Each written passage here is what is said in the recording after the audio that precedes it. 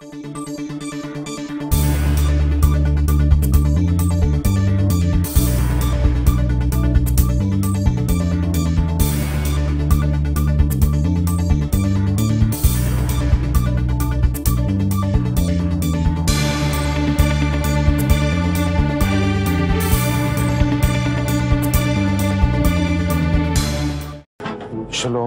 שלום.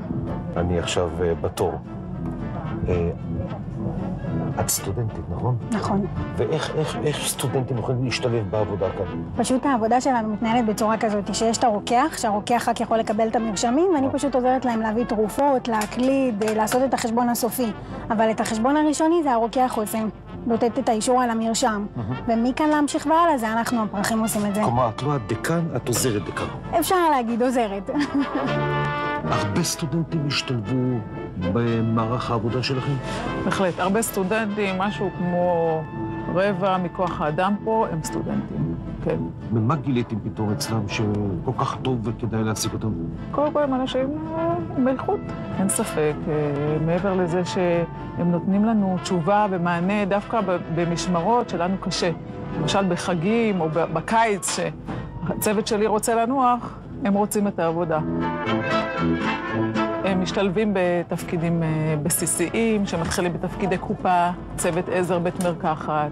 הם יכולים לעבור לתפקידים אחרים שקשורים לאגף אחורי, מחשוב וכולי.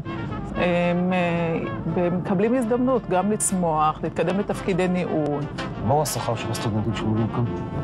השכר מתחיל משכר בסיסי, כמו בכל מקום, והוא מתקדם בהתאם לכישורים, ליכולות שלך. הוא עולה במשך הזמן כמובן, והשמיים הם הגבול מבחינתי. העבודה במוקד מאוד נוחה לסטודנטים, היא מאפשרת להם לשלב בין העבודה והלימודים בשעות שנוחות להם. ובנוסף לזה היא מאוד מאוד מתגמלת. השכר מורכב משכר בסיס ומבונוסים מאוד גבוהים, כך שבסך הכל אפשר להגיע לשכר מאוד גבוה בתקופה מאוד קצרה. השכר הממוצע באגף המחירות הוא 50 שקל ומעלה. שלום מנחם. אהלן. היי, מה נשמע? מה העניינים? מעולה, ברוך הבא, בוא. אמרו לי, אני יכול למצוא פה סטודנטית כן. שעובדת. עובדת. מה, צוחקת עליה, את עושה פייסבוק. אתה יודע, בין היתר מנסים לשלב קצת. העבודה שלי בגדול, אני עובדת בלוח ווין-ווין.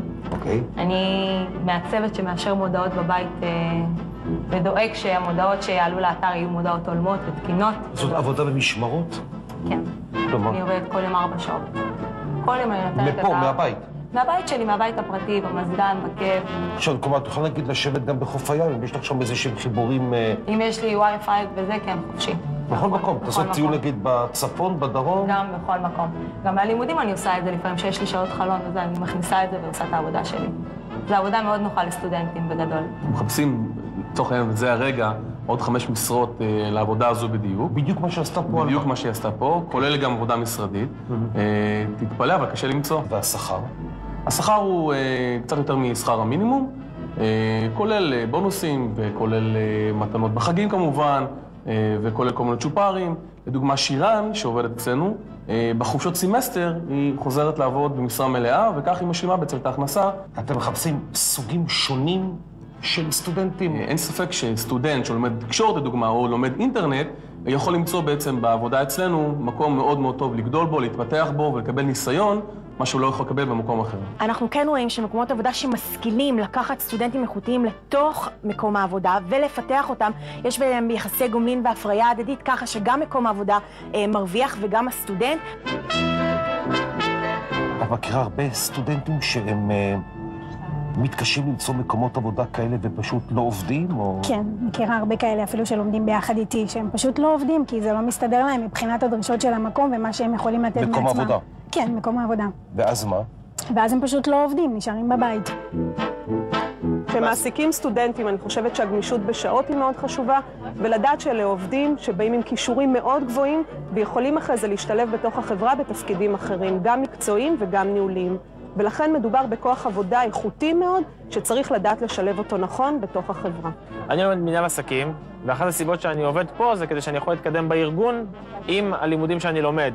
באוריינטציה של שיווק, של מכירות, של פרסום וכן הלאה. הנה, מנחם, בוא נקרא את פרטי המודעה. אתה רואה פה, יש פה תוכי בשם ג'אקו, מה זה, אני רואה שם קריית שמונה. נכון, קריית שמונה. מנחם, מה קרה? תפתחי לי את זה יותר חזק, יותר גדול. הנה, אני אגדיל לך את התמונה. את רוצה למכור לי את התוכי דחייה? על גופתי, תמחקי את כל הסיפור הזה. מה, זה שלך? כן. למחוק לך את זה? יש לי תוכי שהיא פשוט שונאת. באמת? כן, תמחקי. חברים יקרים, סטודנטים עם כוח עבודה יעיל וזול, עם פוטנציאל אדיר להמשך. ולכן כדאי להיות אולי קצת יותר גמישים, שני הצדדים יכולים בהחלט להרוויח.